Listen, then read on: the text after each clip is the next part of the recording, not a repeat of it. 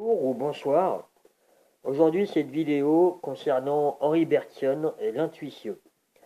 Henri Bergson est un philosophe né en 1859 et issu du spiritualisme français, dont les concepts de prédilection sont notamment l'esprit, l'intuition, l'élan vital, la durée. Dans L'évolution créatrice, c'est le nom de son livre qui date de 1907, il compare l'intuition à une lumière ou encore à une lampe. Il écrit que l'intuition, c'est je le cite, une lampe presque éteinte qui ne se ranime que de loin en loin pour quelques instants à peine. Fin de citation. Mais qui se ranime, et là je le cite à nouveau, là où un intérêt vital est en jeu.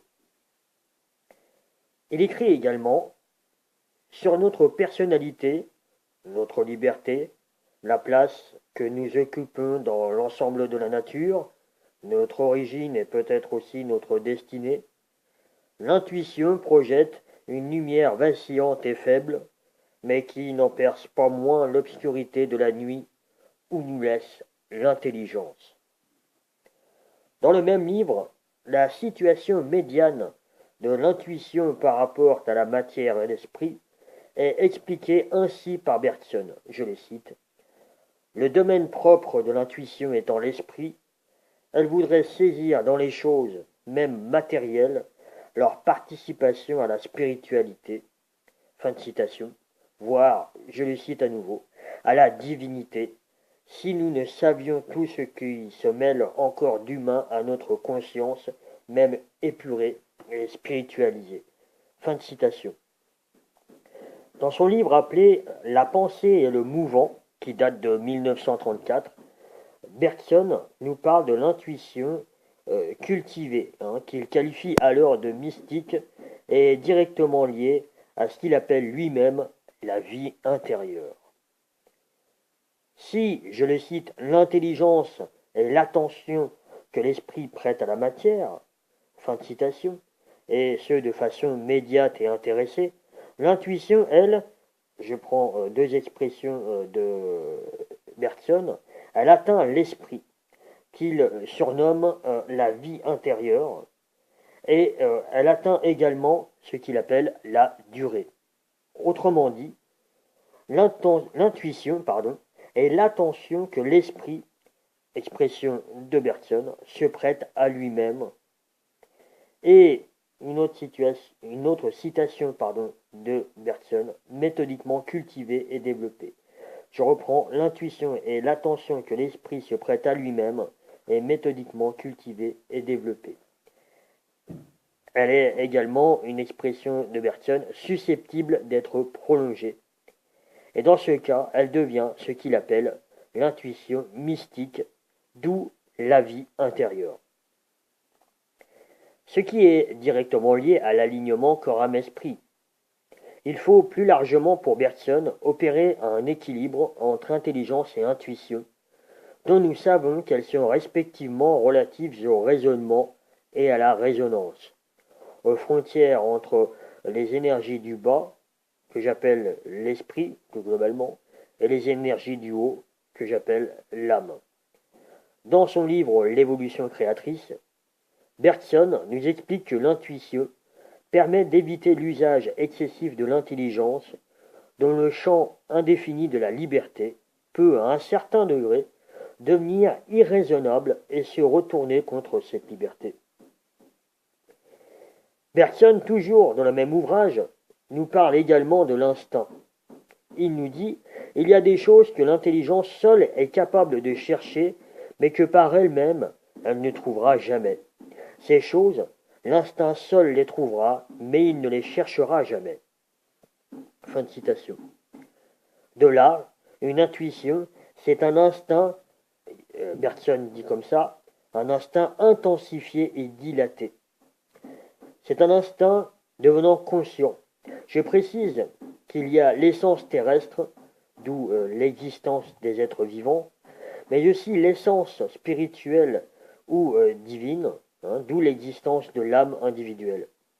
Dans tous les cas, l'instinct étant forcément lié à l'essence, l'intuition nous permet, tel un instinct spirituel, on pourrait appeler ça comme ça, d'opérer une forme de retour à notre essence, en, entre guillemets, passant par notre conscience. Cette essence nous fournit aussi bien notamment notre instinct de survie que notre, entre guillemets, mission de vie. L'intuition peut, de là, nous éclairer sur l'ensemble de nos besoins, plus matériels que spirituels ou inversement. En bref, dans l'intuition, il y a reconnexion en pleine conscience à notre essence. Elle permet donc le développement même de notre conscience, qui dans un sens ne fait que s'élargir elle-même dès lors que nous prenons son mécanisme ainsi. On peut définir la conscience ainsi. La conscience est une connaissance qu'on pourrait appeler A, qui voyage, entre guillemets, rencontre une connaissance appelée B durant son voyage, puis retourne à son principe créateur, son origine, son essence, en ayant intégré en elle-même cette connaissance B. Alors, je reprends. La conscience est une connaissance A qui voyage, rencontre une connaissance B durant son voyage, puis retourne à son principe créateur, son origine, son essence, en ayant intégré en elle-même cette connaissance B. Il y a un lien entre conscience élargie et phénomène d'autodéveloppement. C'est la lumière qui communique avec sa source en lui transmettant de nouvelles informations, d'où d'ailleurs l'expérience physique des fentes de Jung. Je vous invite à la découvrir ou à la redécouvrir. À sa façon, Bergson aborde aussi ce que j'appelle la verticalité du canal énergétique que représente l'esprit directeur, qui lie, on va dire, les énergies du haut avec les énergies du bas, qui allant de l'essence à l'existence. Nous pouvons en effet considérer que Bergson parle de cette verticalité quand, dans son livre L'évolution créatrice, il nous dit que nous pouvons aller de l'intuition à l'intelligence, mais de l'intelligence, on ne passera jamais à l'intuition.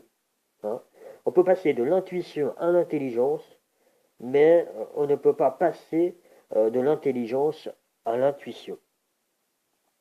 On peut bien faire correspondre le mouvement de l'intuition à l'intelligence avec le langage de l'âme évoqué dans d'autres écrits que j'ai faits et qui est permis par l'esprit directeur. D'où ma conclusion inspirée du précédent intuitionnisme bergsonien, on pourrait appeler ça comme ça.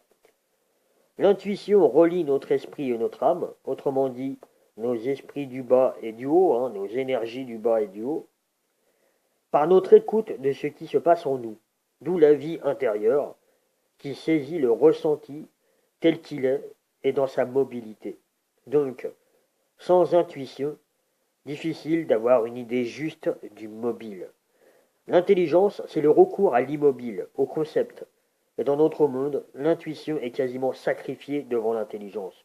Donc, entre autres, pour parvenir à bien se guider, il ne faut pas juste analyser, entre parenthèses, recours à l'intelligence, mais bien, entre guillemets, sentir les choses. Merci de votre écoute.